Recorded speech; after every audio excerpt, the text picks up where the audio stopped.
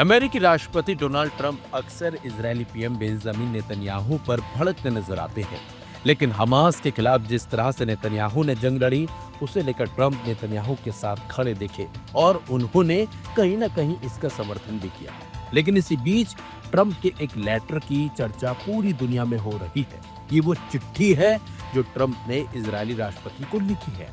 अब सवाल उठता है कि आखिरकार इस चिट्ठी में ऐसा क्या है जिसकी हर तरफ चर्चा हो रही है। तो आपको बता दें, इस चिट्ठी में ट्रंप ने नेतन्याहू को लेकर कुछ अहम बातें लिखी हैं। खबर है कि ट्रंप ने इजरायली राष्ट्रपति इसाक हर्जोग को एक औपचारिक पत्र भेजा है। इसमें भ्रष्टाचार के मुकदमे का सामना कर रहे दोस्त प्रधानमंत्री बेंजामिन नेतन्याहू को माफ करने की अपील की है। जवाब में कानूनी प्रतिबद्धताओं का हवाला दिया गया है। द टाइम्स ऑफ इजराइल के मुताबिक ये चिट्ठी राष्ट्रपति हर्जोग को मिली, जिसमें ट्रंप ने लिखा, इस ऐतिहासिक समय में आपको पत्र लिखना मेरे लिए सम्मान की बात है, क्योंकि हमने मिलकर कम से कम 300 सालों से अपेक्षित शांति प्राप्त की है।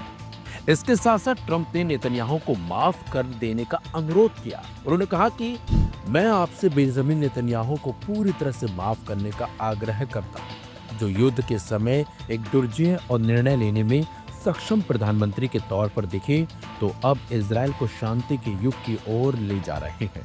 दुनिया को बदलने वाले अब्राहम अकॉर्ड में कई और देशों को जोड़ने के लिए मध्य पूर्व के प्रमुख नेताओं के साथ मैं भी निरंतर जुड़ा हुआ हूँ।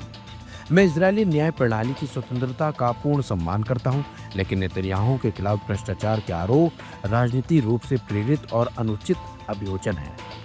ट्रंप ने अपने वादे की याद दिलाते हुए आगे कहा कि इसाक, हमने एक बेहतरीन रिश्ता स्थापित किया है, जिसके लिए मैं बहुत आभारी हूँ और जिसके लिए मैं सम्मानित महसूस करता हूँ। और जनवरी में शपथ लेते ही हम इस बात पर सहमत हुए थे कि अब ध्यान अंततः बंधकों को घर वापस लाने और शांति समझौते पर केंद्रित होना चाहिए।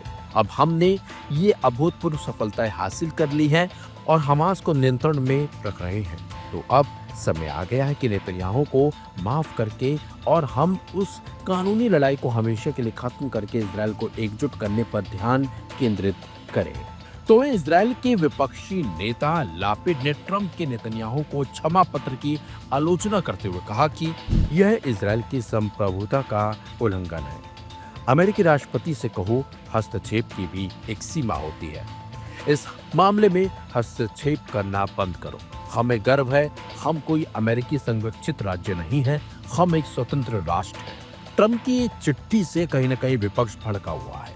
वहीं आपको बता दें, 2019 में नेतन्याहू पर 3 अलग-अलग मामलों में मुकदमा चलाया गया, जिसमें व्यापारियों से लगभग 7 लाख शेकेल के उपहार के तौर पर रिश्वत लेने का इल्जाम भी था। 2020 में शुरू हुए नेतन्याहू के मुकदमे का फैसला अभी भी बाकी है और उन्होंने हर आरोप में अपने आप को निर्दोष होने का दावा ही करा है।